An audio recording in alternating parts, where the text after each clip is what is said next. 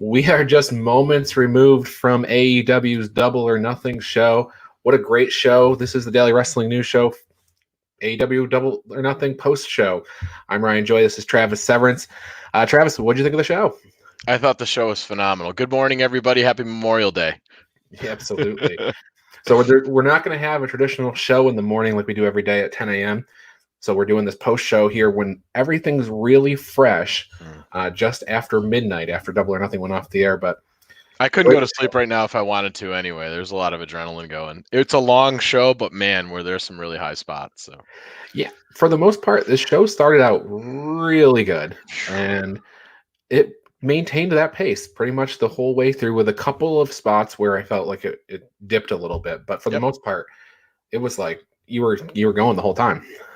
Yeah, I was thinking to myself, man, I'm glad I don't have to follow that. And then they followed that, and it was like, oh, they wanted to follow that. It's like, I'm glad I don't have to follow that. And it just kept going all night long. So yeah, good job all around.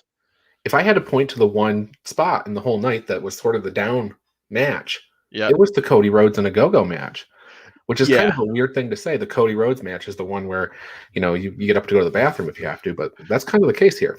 Yeah, it's strange, right? It was kind of a weird build. The weigh-in I felt was really lacking on Friday night for the build. So the build was kind of weird.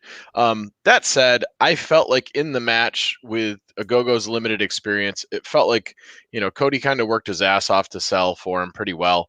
And I thought the match for what it was, with as little on the line, I think part of the problem was, if we compare a lot of the other stories, there were big builds or they were things that fans were anticipating happening. Like the Miro Archer build wasn't huge, but from the time that Miro got to AEW, everybody was like, man, we're going to get to see Miro Archer at some point, So there was, even though there wasn't a giant build to it, like it was just something that had kind of been sitting around. So I think of everything that was on the show, it was kind of the slow spot. And I don't mind where they put it, though. I think they intelligently booked it kind of in the middle of the show where it would have been a bathroom spot, or whatever. So not bad, though. No. I mean, so they kick off the show with the buy-in match. First of all, Serena Deeb, Riho, as far as I'm concerned, they tore it down. 15 minutes they went. Just a long for a pre-show match, but it was an excellent match. Yeah, and Deeb just doesn't have bad matches, really. And I was interested to see, because I'm not sure how much experience either one of them have with each other in the ring. And Riho is small. If you're not used to wrestling women that are smaller like that and stuff, it's got to change your style a little bit. But yeah, I was surprised, and I didn't think that Riho was going to win this match, but there were certainly times when she could have, Sure. Yeah, and the interesting thing was, this is the first match with a really live crowd, right? So Dynamite, Friday, there was pretty much a full crowd, but this was a full jam-packed house, the 200 level, the 300 level of Daly's Place, and all the way to the floor, completely jammed.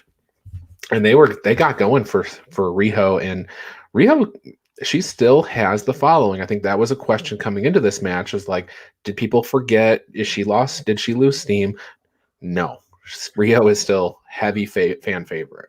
Yeah, people still like her. I mean, it's hard to kind of turn your back on the first women's champion ever, right? I think where she's going to struggle a little bit compared to Shida is, I think Shida went out of her way during her time with the title and during her time being here to learn English as quick as possible. And I don't think Riho has the same thing. So it's a harder thing for her to market unless she gets a manager or something like that. Shida put a lot of time into learning the English language. And you can tell if you go back and you listen to one of her early promos where she could barely say a couple of English words versus the last one, holy cow, what a difference 1 year makes. Right, she's swearing and stuff. And Exactly. So that's pre-show. And then they start the show off hot with this Adam Page and Brian Cage match. And I thought this match was really good. I mean, when Cage got going with those power moves, it was just, man, I thought Cage was going to win. And I did pick Cage. I always underestimate how athletic he is for a big body guy. And some of the stuff that he does off the ropes and stuff is just crazy for his size and given how dense he is. I mean, the last transition of moves towards the end before they went to the finish was just power move, power move, power move, power move, power move, power move, and he's doing all these moves, and he's holding Adam up the entire time. And I'll tell you, if anybody was wondering whether or not Adam Page was over, man, Oh yeah. his entrance was out of control. People were cowboy shitting the whole time, like it was pretty crazy. I think that so it's interesting. We've talked 2 matches now, and we're talking about who's over and who's not. And I think that's going to be what we do for the next 2 months as we watch wrestling shows, as the crowds file back in and they go to new markets and things like that. We're going to be looking at these wrestlers and seeing which ones have mass appeal everywhere. And Adam Page, man, he doesn't wrestle on Dynamite every week, but certainly the fans are with him. Yeah, and that was a good match, and I'm excited now, and that's how I thought that match was going to go. So hopefully we get to see the third to kind of blow this thing off. Now that they're 1-1 against each other, they made a big deal about that in the commentary as well. So yeah, great match all around. I didn't mind the finish, Hook coming out, not being exciting and stuff like that. I thought it protected everybody the way that it needed to. And, they've been kind of setting the stage for this Brian Cage peeling away from Team Taz thing. And I'm curious what they're going to do with this now. So you've got Starks with the banged up neck. With Starks on the shelf for a little while, if you peel Brian out of that faction early, it's really light now. You've got Hobbs and you've got Hook. And it would have been different if they had the three of them there. But if you're pulling Cage apart from this quickly and stuff like that, the faction disintegrates a lot. So, yeah, and I see we have a few people watching the show and stuff. So if you want to chime in with what you thought about the show tonight, leave a comment or whatever. We might bring it on screen and chat about your comments. So if you love the Brian Cage and Adam Page match, leave us a comment here and we'll talk about it. Bring your comment on screen. But yes, the interesting thing here is with Brian Cage, if he does splinter off now, I think you have a program with Will Hobbs for a while that you probably are looking at. So maybe that's how they do things. And by the time the Will Hobbs match and Cage match happens, maybe then Starks is back. yeah, I could see that happening or something like that. I think it puts them pretty weak right now because Cage has obviously been the standout. And I don't think, Hobbs has had his things with Christian Cage, and maybe they're going back to that after the Battle Royale. But I think they still need some time. And obviously, Hook is still, he's not a lot of experience. Maybe they have another marquee guy that they're going to bring into that faction too. Could be. Yeah. So we go from that match, which, by the way, do you think, Adam Page is not getting the next title shot. We know that's Jungle Boy, which we'll talk about in a little bit, but does this set Page up? I feel like we got to at least wait till pay-per-view for Page and Omega, and I kind of feel like it's further down the road, but what's Page got left to do before he goes at Omega? Yeah, it's interesting. They could throw him back with, Dark Order again, but he hasn't really been there. They could have him do a run through the TNT stuff, but I don't know. I don't see him beating Miro for the title, for the TNT title on the way. So it'll be interesting where they spin him off for this. Now, I don't think they spin him off right away. I think we're going to go back and we're going to have a third match, him against Cage soon. I think that's going to stay there. But I could definitely see Full Gear Page versus Omega. If they don't change the title in Chicago like they've done the last 2 times. Right, they established it the first time, and then the next time they went to Chicago was Revolution 6 months later. Yep. So Chicago is the home of the title changes so far. So we'll see. Yeah, and Daly's Place for the last one. Right. But the interesting thing about that Omega Page, if they do it at Full Gear, it'll be the 1-year anniversary from the Page Omega World Title Eliminator match that Omega won over Page to get the shot at Winter is Coming. So a little bit of poetic there, and AEW is very good with their storylines. They like to do that kind of thing and call back and stuff. So you can almost hear them saying it was 1 year ago when. And this is the Omega Page thing has been a long, slow build since the inception of AEW, since the New Japan stuff, and then they tag team champions and so on and so forth. Like, it's been intentional that they've kept them apart and they've let them build. And I think I'm sure that everybody in the back was happy to hear the cheer for Page. It's like he probably got one of the largest cheers of the night, and that's a very different spot than when we got to see him against Jericho coming out on the horse in Chicago, where people were still not sure who Adam Page was. And now he's gotten himself a really good run, and he's there where he could hold the title, whereas before he wasn't ready. Absolutely not. But, the whole company was new in full year 2019. So all those guys, besides your Jerichos and your Cody Rhodes, they were all pretty much unknown to the American audience. There's the core fans that knew, the New Japan guys and stuff like that, including Hangman Page. But now he's got a much bigger following. Well, I think what's interesting tonight and what we saw a lot of was exactly what they said they were going to do. There was a lot of criticism from other fans about, well, they're bringing in these WWE guys and they're bringing in guys from everywhere. And it's like, look, you got to start from ground zero at some point. So you have to start with some name recognition. 100%. Well, how many stars did they build? If you go down through this card and you take a look at how many stars had top positions in this pay-per-view with the first one back with live fans, it's a lot of homegrown talent there. A lot of it. Yeah, it's always been kind of one of those things where it felt like during the pandemic period, new stars weren't getting built.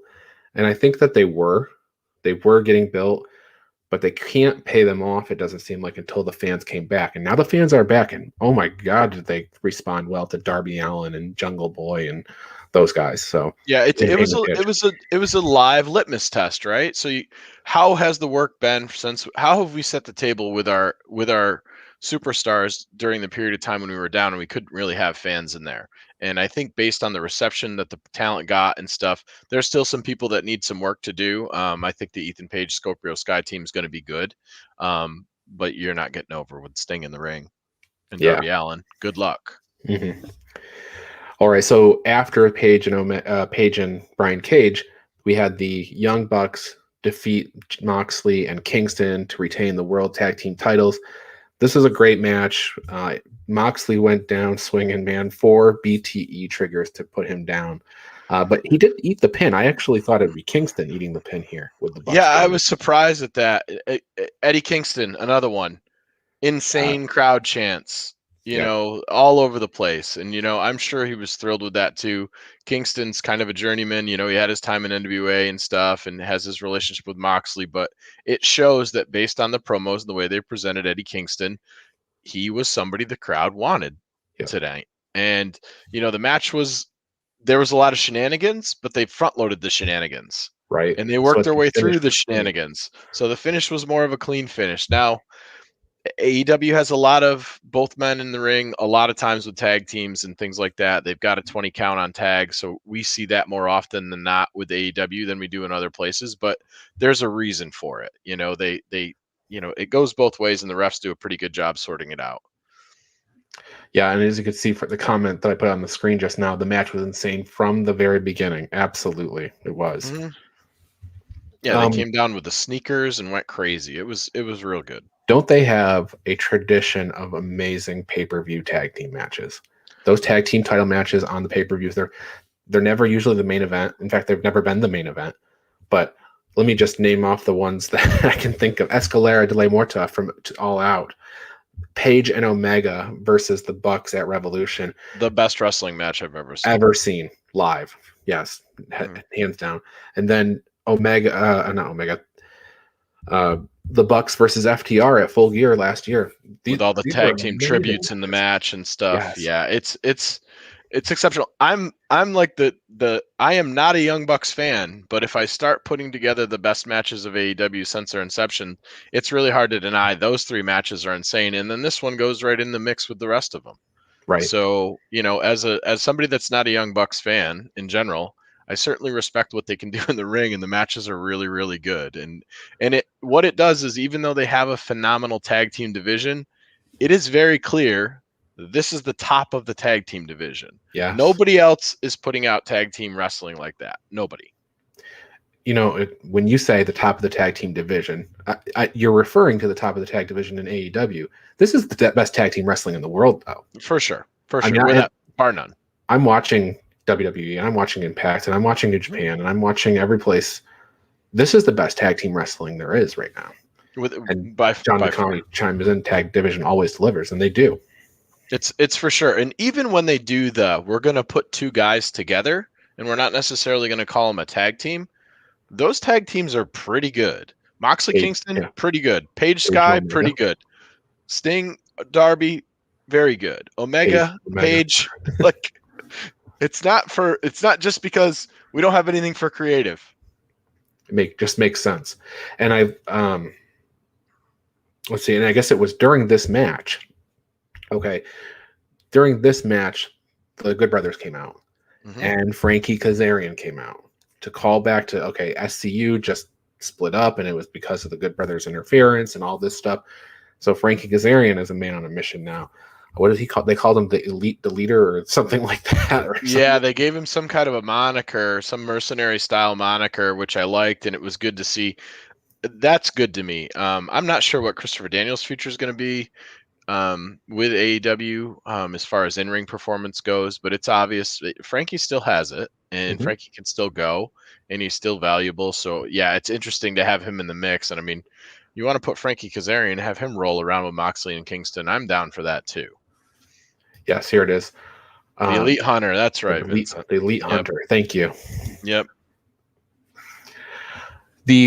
And then the Casino Battle Royal. I have to say, going into the pay-per-view, this was the match I was most looking forward to because they're serving me a surprise, and you really don't know who's going to win. Christian Cage was the smart money. Jungle Boy probably should have been in the mix too in our heads, but really when everybody was writing down their predictions, nobody was picking Jungle Boy. So I had Christian Cage and picking the mystery guy. I had 3 plus the mystery guy that were in my head. I looked at Penta, I looked at Jungle Boy potentially, because if you look at Jungle Boy historically in battle royales, and I know history doesn't mean anything, he always finishes well. He's always in the money, whether or not he wins. And yeah, I think Christian Cage, a lot of us thought, us smart marks thought, yeah, this is going to be his opportunity to be able to get himself into a title shot without having to work his way up the ladder. And again, AEW pays off the younger up and coming talent. Christian, gives him a giant hug afterwards. I enjoyed this battle royale as far as the way they packaged it better. They're actually into their own now. They have a style. They do the suits. They put the little names down at the bottom. Everybody gets an intro. There's a nicer flow to the match. The ring is not, we don't see 75 people in the ring with just legs hanging over and 4 people trying to do the fake, I'm going to push it out. I thought the ending, I was concerned that the ending was dragging a little bit, and then it all of a sudden picked up the pace and it went pretty quick. But the pace of the match was really, really good. Yeah, and John DeConnie chiming back in with the AEW. AEW is smarter than he gives them credit for. Moment of the night was Jungle Boy winning instead of Christian. Without Absolutely. a doubt. Christian's going to get a title shot down the road. We know that. Sure. And actually Jungle Boy's going to get many more title shots down the road. He's already had one. So that after this happened, that's what I started doing. I started in my head, I was processing through the roster, and I'm watching the Acclaim come down, and I'm watching Private Party come down, and I'm watching a bunch of the other younger stars that are actually stars now. And I'm like, man, we got a lot of years of really good wrestling ahead of us here, even with the older stars and stuff like that. And I think they use them really well. And we'll talk about that when we get to Sting, but Lio Rush. That's another interesting thing because everybody knows that there's a surprise in this match, and nobody can ever call the surprise. It's like it. So if people wanted to pick the Revolution ladder match, I think they could have found Ethan Page. I think that was okay. But the last Casino Battle Royal, nobody had Matt Sydal on the radar. No. And with this, I don't know why, but nobody had Lio Rush on the radar. Nobody. It just, everybody was like looking at Andrade, and they were looking at a bunch of other Daniel Bryan, and there was a bunch of crazy stuff out there and stuff like that. And even me, as much of a Lio Rush fan as I am, didn't even think about Lio Rush because he's been so busy. He's literally been all over the place. So the interesting thing though is Lio Rush all elite? Because everybody else that they brought in those spots were all elite, and he's, very creative. He's got a lot of stuff going on. Hopefully this wasn't just a one-shot kind of thing, or maybe he's going to do like a little loop with them or something like that. But I mean, I'll take Lio Rush. Give me Lio Rush against all those other young guys we already mentioned in matches, because he's insane. He's absolutely incredible.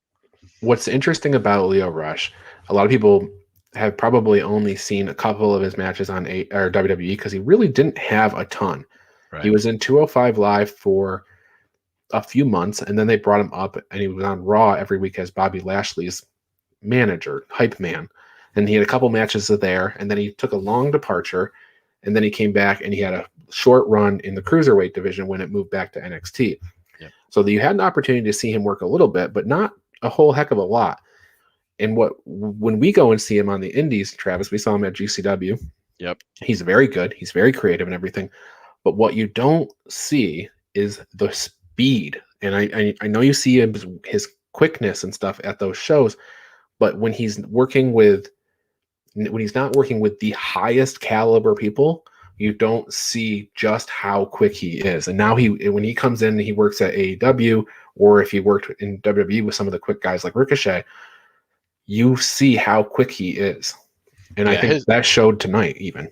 His footwork and his speed was incredible. And tonight he just went in and it was a full-on sprint the entire time until he got bumped out of the ring there. But it was interesting to watch him. You know, we got to see him a couple of times at GCW. We got to see his alternate persona, Blackheart, which is similar to Demon Finn Balor, that he's a little crazy. He's got a different hype guy for that. He's got his manager that's kind of is zombified or bewitched or something like that. It's a very cool presentation.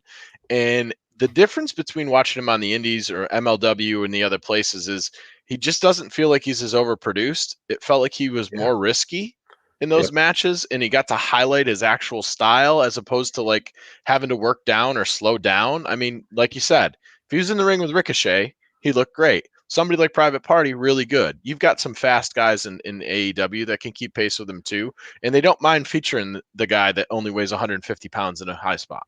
Right.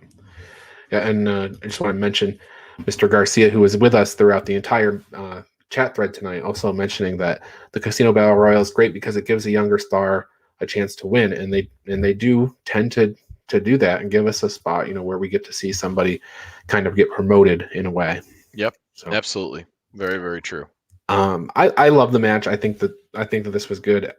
Max Caster came out great. He's just, the funny thing is most people hated him when he first came in, because the gimmick is kind of a little bit, I don't know, it's kind of like nails on the chalkboard at first, but after you hear a few of them and he hits you with a couple of ones that you can't help but laugh at, now you look forward to it. He's super sharp and he's cutting and he's vicious on some of his stuff. Like I can remember when John Cena came out and it was the same way. When he first came out, everybody's groaning. And then you started to get accustomed to it and you enjoyed it a little bit. But his rap still, if you go back and you listen to it, it's a little bit corny. This is like no holds barred. I'm coming at you raw. I'm getting as close to the edge as I possibly can with what I'm saying. Like if he can stay healthy and Anthony Bowen stays healthy, that's a real legitimate young team. And I don't think they'll be a tag team forever because I think they're going to split Caster off eventually. They're going to, and they could keep them together. They're more emphasis on tag teams. So I think at any one point they could split a tag team and have them do singles for a bit and then come back together. Yeah, I mean, there's just a ton of matches between them, Top Flight, Private Party, that is just unending things you can do with those tags. Varsity Blondes. Yes. So then after after the Casino Battle Royal, that was when we had Cody Rhodes versus Anthony Ogogo. We kind of already talked about it a little bit, but it was kind of a weird. Vertebreaker was the move that Cody used to finish him off, and it was a little scary when he saw him get up there, but he did land it okay. But Ogogo's a big guy, isn't he? Ogogo is a big guy. He's in good shape. He's athletic. If you watch his footwork, he has a boxer's footwork and foot speed, but running the ropes and getting down and stuff like that. If he stays with this and he's serious with it, he could end up being a pretty big star. Got a good body, good look. Yeah, that Vertebreaker, that's Homicide's finisher. Yeah. I'm surprised, given all the neck stuff and all the things that we're seeing, that's what Cody went to finish him with. Yeah, I don't know. Certainly the lowest. It's one of the two matches that I got wrong, so I'm going to call it a low spot for me. I really thought that we were going to do something with the factory and give him a little boost here, and I thought, Cody Rhodes was going on paternity leave for a little bit, but I thought the match was a fine story, and I thought it was okay, but the problem is something has to be the worst match, and that's just how it goes. When you've got a whole show of A's and B's, there's got to be a C somewhere. They can't all be good.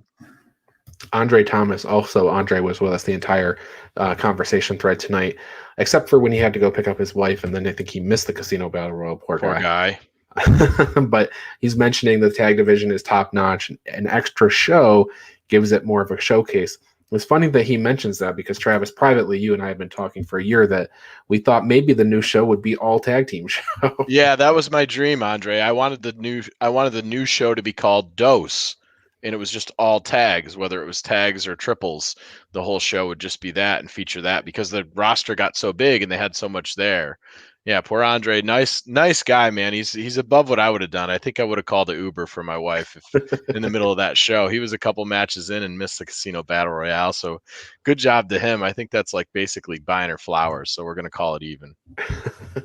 Well, he mentioned that if he had called an Uber, somebody would have had to make room for him on the couch. The couch. Yeah, Yeah. exactly.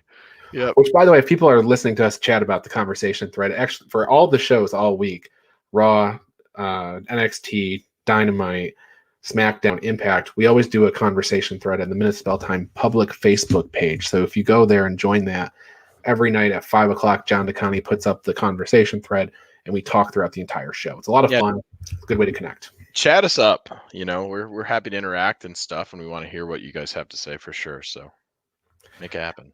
Now we go from the nice thing is we had that really high energy feel leaving the Casino Battle Royal. We didn't really love the Agogo match, but it had Cody, and he's one of their big guys, so they had that. But then we went to Miro and Archer, and this was the match that people were like, I need to see these two big guys just beat the heck out of each other. And they had a whole Jake the Snake Roberts angle like leading into it where Miro took out Jake at FanFest, and that resulted in Jake coming out with a snake or a bag with the snake supposed to be in it. But anyway, great match. Miro ultimately gets the win with the game over referee stop, which is how he beat Darby Allin, and it's probably how he's going to beat every top star with a referee stop at a game over. Yeah, it was an interesting finish. If he does that to Lance, then I don't think there's anybody that's really off the table. As far as that being the finisher, he'd modified it, right? We didn't go into a camel clutch. He had to move over a little bit because Lance is so friggin' tall.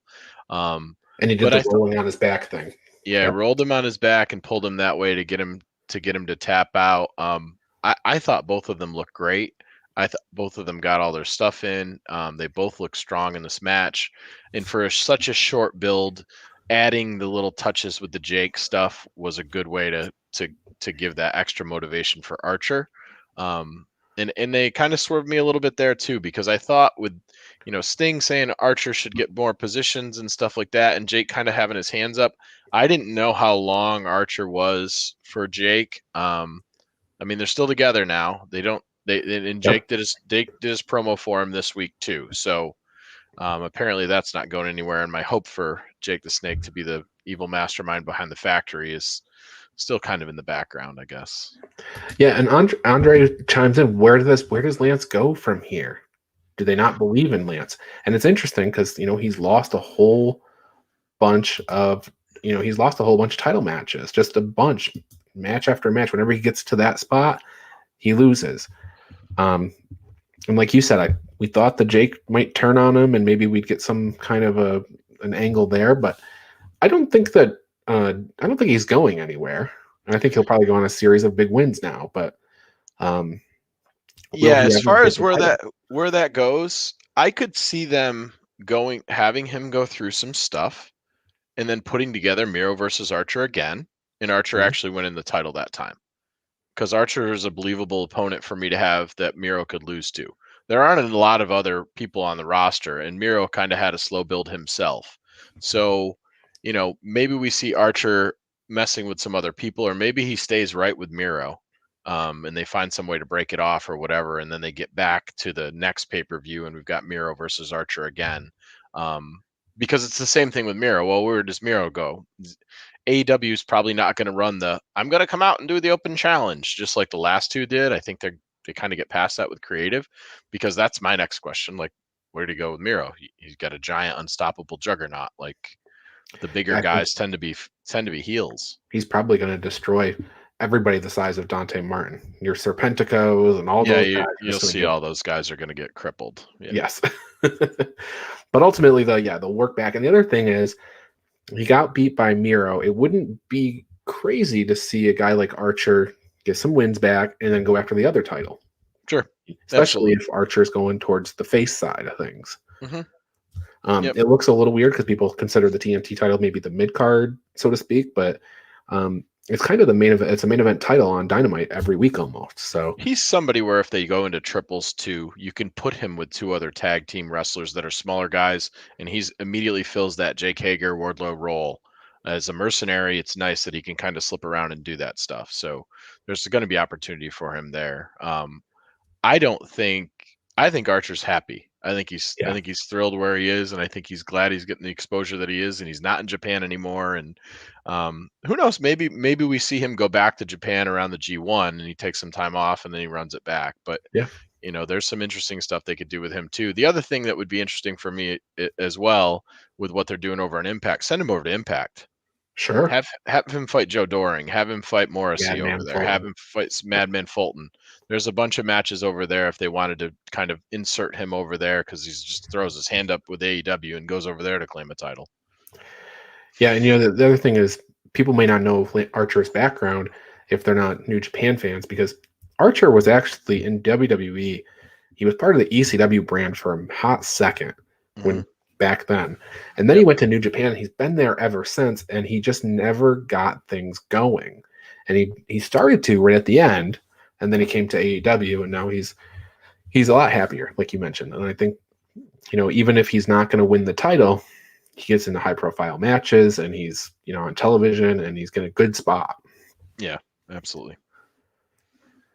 Have Lance fight Moose after he beats Kenny. So there you go. Andre with the wishful thinking with the Moose versus Kenny, I think. Might happen. We could see it. Yeah. The weird thing is if I know this is off topic a little bit, but if I were going to pick one guy in the whole Impact lineup that's going to beat Kenny Omega for that title, it's Moose. And I can't believe they're going there first. Yeah, it's strange to me too, but I don't, I wonder how much cooperation is there, Yeah. I think they're probably testing the waters a little bit there. Sure. So Britt Baker and Sheeta, this was the next match. Britt Baker gets the win. We all kind of thought that this was Britt Baker's crowning moment. But as things started to happen, for last night, Sheeta gets the new title belt, and we're all sitting here second guessing, is Sheeta going to win this match? And if she does, who does she fight next? And what does Britt do?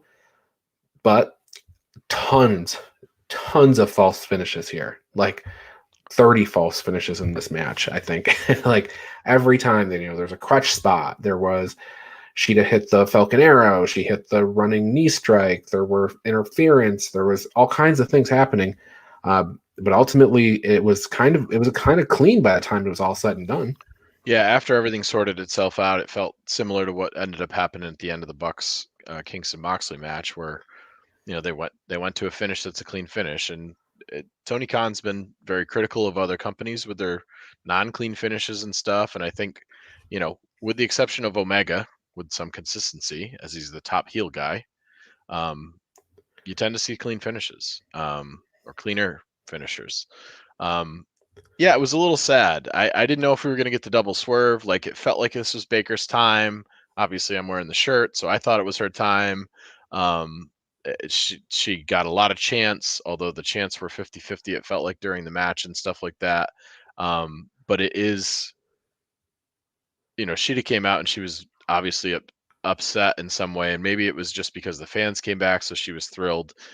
I tend to think it's probably more that she knew the finish and she had carried that belt for a year and didn't get to really get a title defense in front of a live audience like that. And the first real one goes to Britt Baker.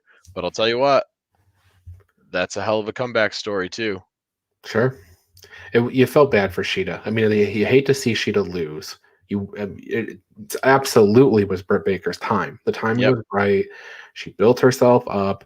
She went from the babyface character that wasn't working and then slowly tweaked the character and it started to take off. It's working, clearly working. Yeah, all the stuff she did, the Tony Schiavone stuff, the Aubrey Edwards conspiracy theory angle that they kind of went away from after Yeah. COVID hit, the role model stuff, we're going to bring in Rebel. I mean, they did a dentist office match. Like, there's a whole bunch of, she broke her nose. She took tax. Yep. Yeah, she had some great feuds, a great feud with Thunder Rosa. Thunder Rosa probably has a claim to the belt now, or claim to a match. So we'll see where it goes from here. Not everybody's a Britt Baker fan. It's kind of interesting. We've seen in the conversation thread multiple people actually bring up the fact that they're not really fond of her. But I think she's earned her spot for sure. So give her a chance, I think. Yep, I would agree. Okay, then we had the big Sting come back after 7 years. Sting is back after 7 years. I think it was the last match was against Rollins. He took a buckle bomb. That didn't work out. He gave a buckle bomb out during this match. So Darby Allin and Sting get the win. It was a Scorpion death drop on Scorpio Sky that earned the victory. And I liked that it was the counter. It was the counter from Scorpio was going for the outside in cutter and Sting caught it. So it's always nice to see a match end sort of that way where you have a counter into a finish. I thought it was the perfect way to do it. I was worried that they were going to set him up with I was worried that they were going to set him up and he was going to do the full-on Scorpion death drop that we're used to seeing, that we've seen from WCW a million times and TNA and stuff. It was so good that I'm like, oh, there were a couple times during the match I'm like, oh, he's going to hit the death drop and it's going to be over here. And then he hit it on the counter, and I'm like, man, he's out. Yep. And, I've seen a lot of older wrestlers and stuff like that in matches that they probably shouldn't be in and doing different things and stuff like that. I thought that they put that match together in a way where he didn't look too old. There was all stuff that he was capable of doing. Darby took the normal beating that he does every single week. Like, I don't know what his bones are made out of, but like he just Titanium. that throw, Ethan Page throwing him out of the ring into the crowd. That if you didn't know, they didn't sell any tickets in that section because that was all either indie wrestlers or Family. Relatives or whatever that were there. So if you tried to grab something in that section 104, if you tried to grab something in section 104, you couldn't. It was all whited out. I tried. And it's still an insane spot to get tossed into that area. Like, all in all, though, I think the match did really well. And the thing is, if you lose to Sting and you lose to Darby, it doesn't hurt you at all. No. It's like taking a Brock or a Goldberg loss or an Undertaker loss. Like, they just beat everybody. So Andre brings up that throw was an old ECW pay-per-view. Oh, absolutely. 100%. And also you can see Rob Van Dam leaping into the crowd there like that too, even after the throws, always those types of things into the crowd. Yeah, the difference is that Darby's getting paid more than the entire ECW roster was back then. So, and you can count on that check clearing. That's right. No offense, Paul E. Love myself some Paul Heyman and ECW guys, but yeah, the checks will clear from the Khan family. Absolutely. Absolutely. But yeah, no, I think Darby Allin's certainly related to Wolverine. I think his ability to regenerate his bones. Yeah, it was crazy. So, not the main event. The main event was not for the World Championship, and this is common on AEW pay-per-views. The Full Gear show that you went to had Cody versus Jericho. That wasn't the main. They had an unsanctioned match. And then last year at Double or Nothing, the Stadium Stampede went on last, and that was the case here. So we had our world title match in the semi-main. They call it a double main event, whatever. It's the semi-main event. Kenny Omega gets his win over Pac and Orange Cassidy, but I had Kenny picked. Nobody ever thought Kenny Omega was going to lose this match, except there was a few moments in this match where I was like, oh my God, are they going to give this belt to Orange? Are they going to give this belt to Pac? Fleeting moments. So I'll tell you what, if this was the last match of the night, so my thinking going into it when you book something like this is if it's the second to last match of the night, you're not going to do a title change. Because if you do a title change for your heavyweight belt, you want to be able to send the show off with the new champion in the ring, celebrating and doing whatever they're going to do. So when it was the second to last match, I was like, oh, okay. But yeah, there were definitely spots during the match where I thought Orange Cassidy, I'm like, I'm thinking to myself, are they really crazy enough to do this? Like, so many internet personalities, wrestling personalities, heads would explode if Orange Cassidy beat those two men who are probably considered the two best wrestlers, pure wrestlers in all of AEW. You probably throw Ray Phoenix into that conversation as well. But boy, what a hell of a match. And a three-way match, not in the same style that you see three-way matches all the time. Like, just the timing and the spots were really, really good and pretty clean with the saves and stuff. I think the only one that there was a belt shot or something like that I wasn't a real big fan of. I mean, Omega certainly took advantage of the fact that it was a non-DQ match. I mean, he What blasted a Paul ref! Turner. Like, Like, yeah, I don't know. I don't always love that, even though it's a no DQ match when they just blatantly destroy the referees. But it was, I guess, it was. I can overlook it pretty easily. But well, they didn't do DQs in AEW. There's been like no, 2 in the history of the world. So, and never in a triple threat match anyway. So, nope, nope. but yeah, Andre coming in saying, they're not afraid to give us a twist or two, and I thought they were going to, and because I know that about them, it's funny. AEW, a lot of people say, is so predictable, right? But it's that nature of being predictable that allows us to be surprised. Exactly. So, Exactly. Especially coming off of the last pay-per-view, which was a pretty easy one to call. There were still definitely times. It's not necessarily did the finish go exactly how you thought it was. It's during the course of the match, can I suspend disbelief and think that the other guy could possibly win or the other girl could possibly win? yeah, How many times in my mind do I have to trick myself into going, oh, it's obviously going to be this way, and then maybe it isn't? But right. the reality of it is this: if you're a wrestling fan, that's an intelligent wrestling fan, and you're watching the product, shouldn't you be able to take a look at a pay-per-view and go, I know who's going to win most of these matches because you're an active fan. You Right. understand the storylines, you understand the wrestlers, you understand their abilities. Yeah, you should have a couple of times when you second guess yourself and things like that. But if you're paying attention to the product, as somebody that's a wrestling fan, more often than not, I kind of want to know and feel good about what I'm looking at and not being completely thrown off every single time. So, tonight was definitely that show.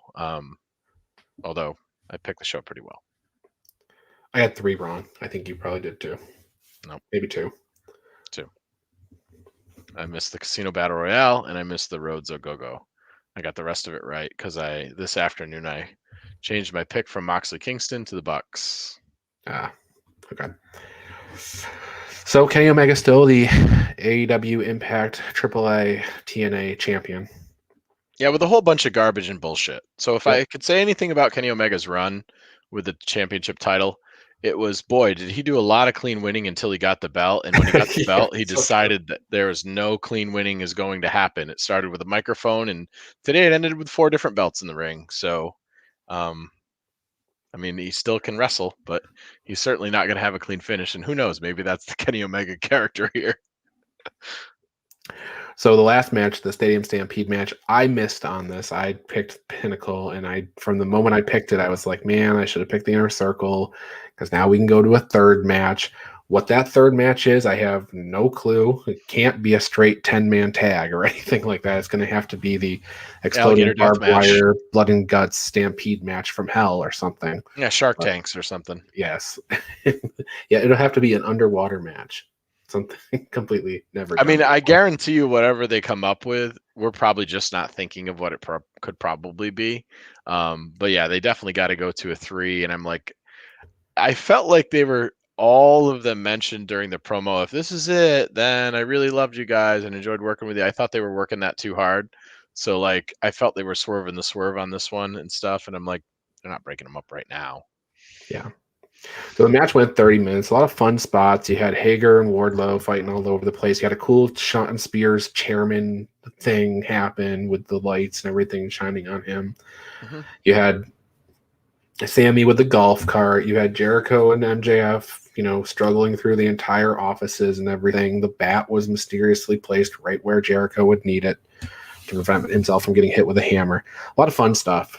Yeah, I mean, it was shot the way that Avengers Civil War was, right? We had all of our heroes. Konnan was great. Yep. And man, I'll give them props for setting up that camera shot because they intentionally panned away from him in the beginning of the scene a couple of different times and he didn't know. And then you only got the actual reveal when you went to him. Nobody was calling that beforehand, and sometimes they don't get that right all the time. So yeah, entrances very cool. Like holy shit, you're coming down, you're scaling down. Yeah. I mean, it scares me half to death every time because I Yeah, watch the me Owen too. Hart thing, and I'm like, God, I hate that. Especially since we just hit the anniversary of that. I hate that thing, but like obviously they're going to be super super careful now, so I'm sure it's not going to be the issue. But I'm like, man, I just don't love it. Right. But it's another one of these ones where they do outside in, which not very many places do it. We got to see that with the Butcher and Blade tag team match where they started in the middle of the kitchen or whatever, and then they That was managed to awesome. end up in the ring. So they did the same thing here. We broke into our individual scenes where we had our two guys broken off and stuff. Each of the different things were really cool. You got the storage cooler where you got the two big guys hammering on each other. Sammy and Sean are kind of just running all over the place, and the tag teams are, in the middle of some kind of a hip hop Well, disco thing yep. and just bar fighting each other. And, Sammy or Jericho and MJF were just going through everywhere. And who knows? I don't know if Jericho's got a real issue with his arm or not, but he certainly had all the gear to make it that way. I thought we were going to get the classic break open the cast spot, and that didn't really happen. And we get back to the ring, and as crazy as it sounds, sort of a cleanish finish.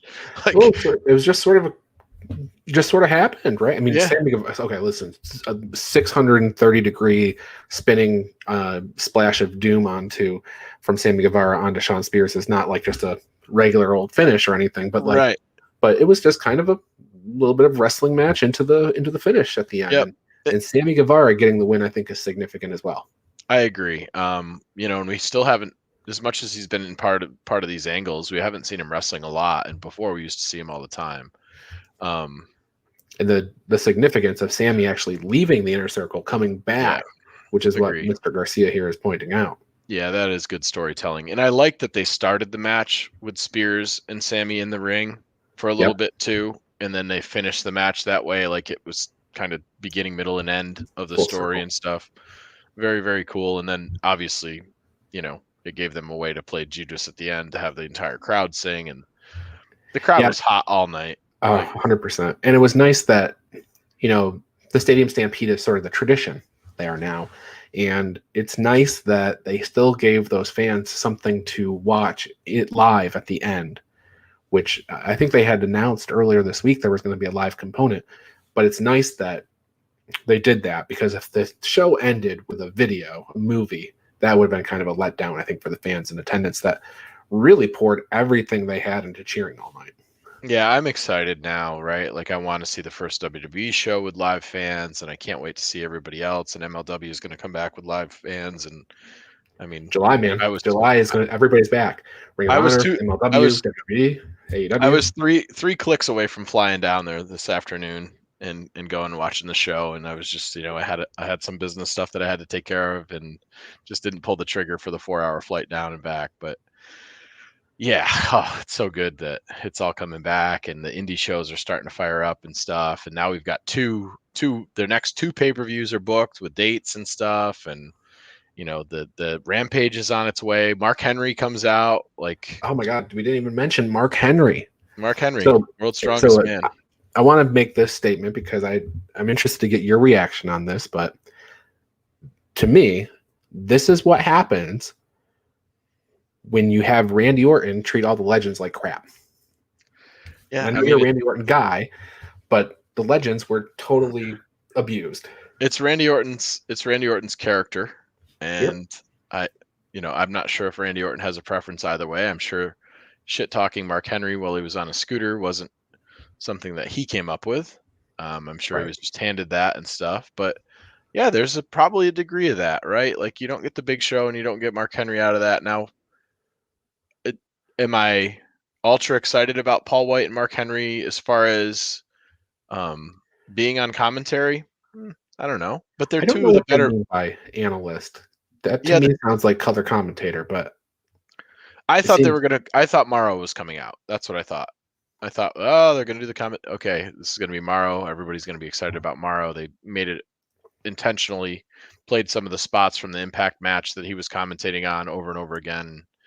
It sounds great. We're getting trios belts. That's what I thought we were getting. And yeah, anything like that. So it's nice. We still got some stuff left to go, but I think what it does do though is if you take a look at the inventory of guys that they have that are former wrestlers or legends or whatever, and you take a look at a spot where maybe they were a little weak on, when you take a look at the initial guys that they brought in, the Jerry Lynn's, the Dean Malenkos, those Yep. guys, having two of the biggest guys be able to work with your bigger guys to Is be a good better thing. big guys Yeah. is a good thing to have. So if you and a lot of people don't understand that end of it, or they don't look at the value of, the potential teaching that they have for the younger roster by having those two giant guys there. That they're not Right. just giant guys. They're guys that that locker room grew up on.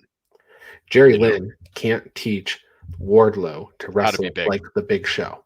Yep. It takes a Mark Henry or Big Show to teach and they've actually really filled out the roster with big guys. You got Hobbs, you got Cage, you got Camarado, Preston Vance. The list just keeps growing. Now I think they've just signed Bear Bronson and Bear Boulder. I haven't totally seen that confirmed everywhere, but I did see that rumor bubbling. Yeah, all petite wrestling kind of has to go out the window at this point. You've got some smaller guys, you got some cruiserweights, you got some heavyweights, and you got some super heavies for sure now. Yeah. So that's gotta get moved to the side, and then they've got guys in that locker room that can intentionally teach those guys how to be better. So just smart from a business sense for sure. Yeah, and their big men are only going to get better, Andre said. And I think that, yes, when you have, and especially when you bring in these coaches or these analysts, whatever they're calling them, it's going to get better and better and better. I'm excited for what the future is. I'm excited that they've announced All Out in Chicago. I'm excited that Full Gear, and I'd be more excited if Full Gear wasn't in St. Louis and it was someplace closer to me, but, it is what it is. Well, it's closer to you when you're home. Yeah, that's true. That's true. Yeah, St. Louis is going to be a hop for you. It's going to be 3 or 4 hours for me. I haven't been to St. Louis in a little while. Maybe they'll bring out Randy Orton. It's his hometown. Well, you know what? We'll see. All right. Well, I want to bring up a couple more things that people had mentioned in the comments here. Specifically, let me see. These are really important comments, so I want to make sure I get them. Say something, Travis. So I can find. So I think overall, if I had to grade the show, there's a lot of stuff that probably made me overlook some of the smaller stuff in the show, but I definitely give it a solid 8 or a 9, which is super giving for me because those are not numbers that I usually talk about when it comes to pay-per-views. Hard to find a weakness in it, even with the Rhodes match being what it was. I thought the best part of that match was probably his robe when he came out. He had a really nice nice ring gear and stuff. That said, I thought the story in the match was good. The punches, the stomach issues, Ogogo came in with some injury too, and they talked about that and stuff. I think the other stuff that was kind of surprising, not that it mattered because they weren't guys that were going to win anyway, but like the substitutions for the Battle Royale was not necessarily exciting. No QT Marshall. Instead, we ended up with Solo, which Aaron Solo is not QT Marshall as far as the storylines go, and we ended up with Serpentico rather than the Blade. So, but I did like the comedy aspect of Luther dragging Serpentico. Oh no, that's standard. Absolutely. And actually, Solo, Lee Johnson, Serpentico, they were in. Their entrance was longer than their attendance. Correct. In and out. Yep. Thanks for coming. So I did find those important comments that I was talking about, and one of them is Mr. Garcia saying, the thread is probably the most fun he has watching wrestling. Extremely important comment to put out there. So yes. do join us. Yes, it's a big thumbs up. We love it when there's other people in the thread, so we're not just talking to ourselves. Because if I just wanted to talk to Ryan, I could send him a text. That's right. And we usually do that in addition. So right, exactly. And then Andre, with the "you guys are the best" one, I think that's important too. And I want to mention, so this is a special post-show edition of the Daily Wrestling News Show, but we do this show pretty much every day, Monday through Thursday at 10 a.m. And it's not always easy for people to watch this show live on Facebook or YouTube at 10 a.m., but you can get the podcast on demand if you do Apple Podcasts or Spotify. It's out there, and you can listen to it on your ride home. Really good way to consume the show, and I would very much appreciate to hear what people think of the show. So it's a different format during the week, right? We just focus on one top story, and then we break down all kind of the news of the day. We hit your previews for that night's wrestling.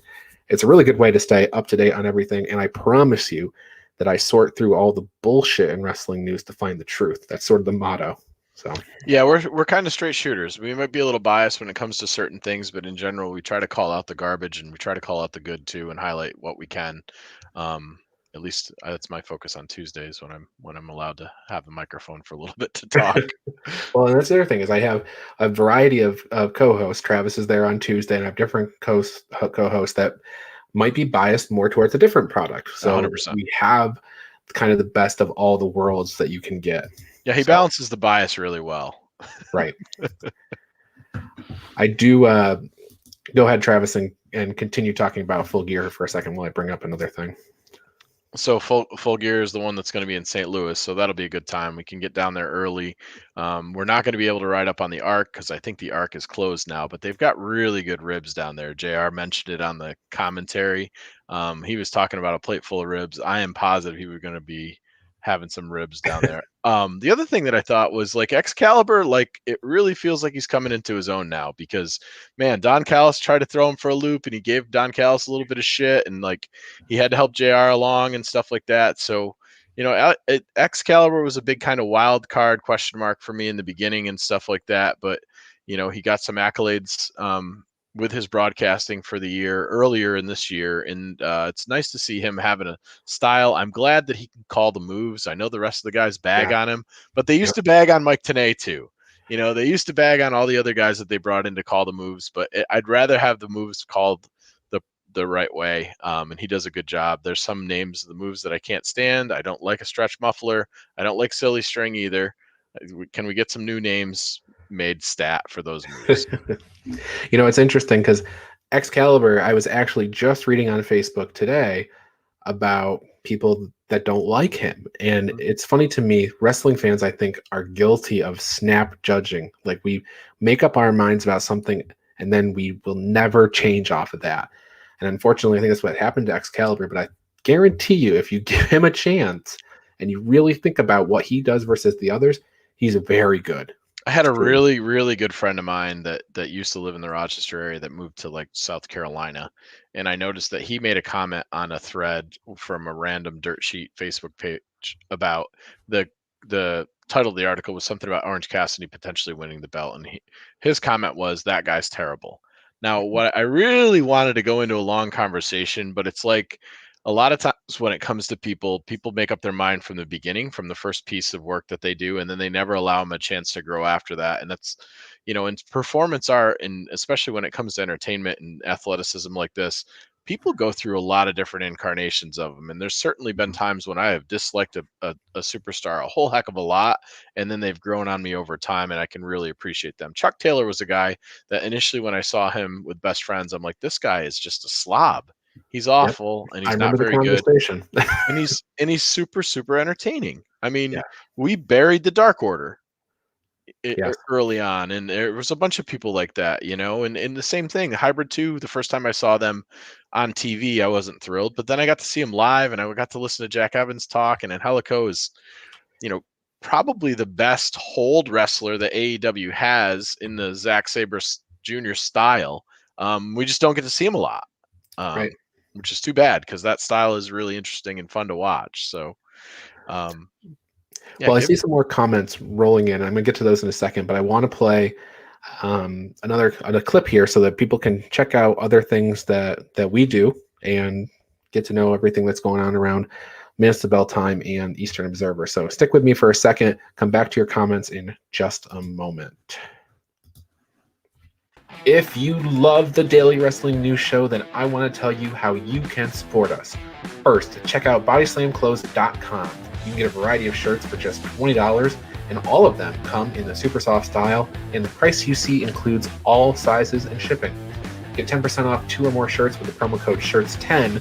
Go to bodyslamclothes.com right now to check it out. And join Joey Jarzanka, Ian Schreier, and Rob DeLuca on Friday nights for the Primetime Rundown. They take you through the world of sports. The show kicks off at 6 p.m. on the Eastern Observer. And each Tuesday, Al Carl hosts the Essential Wrestling Podcast alongside John Smith, myself, John DeConnie, and Gary Mahaffey. It's another week of updates and highlights in the world of wrestling. Hear our analysis on who we think is going to win the week's matches. Coverage begins at 6 p.m. on the Eastern Observer. And Pro Wrestling Pick'em. It's a place where you can join or host a Pick'em League to test your predictive skills in the world of pro wrestling. Create an account and join a league now at ProWrestlingPick'em.com so you can play against your friends or play against the universe.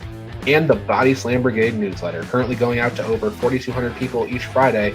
It consolidates all the top stories in professional wrestling into a quick-to-read email written by me for you for free. Sign up now at BodySlamBrigade.com. And of course, this show, the Daily Wrestling News Show. We're here every day, Monday through Thursday, and occasionally on Friday. You can listen to us on Apple Podcasts and Spotify, or watch us live on Facebook and YouTube at 10 a.m. This is the Daily Wrestling News Show, and we thank you for your support. All right, so the other comments that are coming in, Andre grades the show 9.5 out of 10. So that's pretty good praise.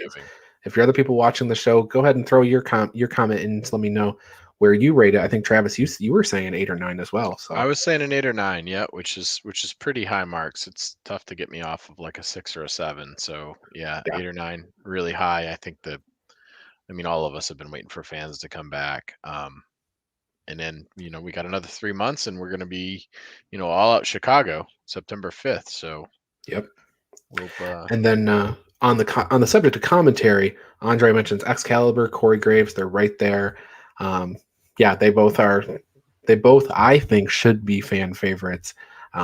Both of them actually take a lot of flack in the world, but I guess that's the case with everybody. People tend to be polarizing figures. But Andre does mention that we were all right on Adnan Virk, and I don't think we can take that away. We did make that snap judgment right away. Absolutely. He just didn't get better. So. And actually, I'm not the biggest Corey Graves fan because I follow him on social media and he drives me nuts on social media sometimes. But I will say this, in the tenure that he's had to work with Adnan Virk, I have appreciated Corey Graves more during that period of time. I liked, as much as I was annoyed with Pat McAfee coming in initially, I really enjoy Pat McAfee. I was like, oh God, they're putting a mark on this show. And I'm like, actually, they're putting somebody with a pulse on the show. So, kudos to them for making that pick. And I think he's been a breath of fresh air to SmackDown. He's excited to be there. Right? Yeah, he's actually happy for the job. He hasn't been beaten down, and it's nice to see that. You have to inject some fresh blood, and like he doesn't know that a beatings may be coming or whatever, right. So and we'll see. Jimmy Smith, I wish the guy well. We'll find out tomorrow. It can't be worse. He said in 2019 that nothing would ever, he hasn't watched wrestling since he was a kid, and nothing would ever bring him back. So I guess, Jimmy, we'll see how you do. But and just to show you that, we can love Excalibur and you can love Corey Graves, but the world is a funny place, right? There you go. So it's like, it is what it is. Like everybody's got their opinion on preference is preference, though. There's nothing wrong with having preference, right. And that's the same thing. I prefer AEW to WWE, but that doesn't mean that I can't find things in WWE that I enjoy. That doesn't mean that I can't find superstars that I enjoy, but it also doesn't mean that I can't be critical of them. And now, if I'm critical of them and I'm never critical of AEW, or I can't call out the stupidity there, then my commentary is almost worthless at that point. But if you can call it straight down the line, that's great. And if you can recognize when you have a preference, but you can understand why other people prefer something else, you're in that sweet spot. Absolutely. All right. Well, Travis, did anything else we want to talk about here in AEW before Double or Nothing before we get out? I think we did. I think we did well. They did us a really big favor. It was really nice. That show was everything that I needed, and I'm glad that I have tomorrow off because I'm still pretty jacked up over here. So at 1:15, at 1:15 a.m., my old ass. So, yep. All right, for Travis, I'm Ryan. If you want to watch us live again, we'll be here at 10 a.m. on Tuesday. Join us. If not, grab the podcast, download, listen to us on the way home. We appreciate that, and I appreciate hearing from you and what you think. So thanks, everybody, for watching. We'll see you next time. Congrats, Britt.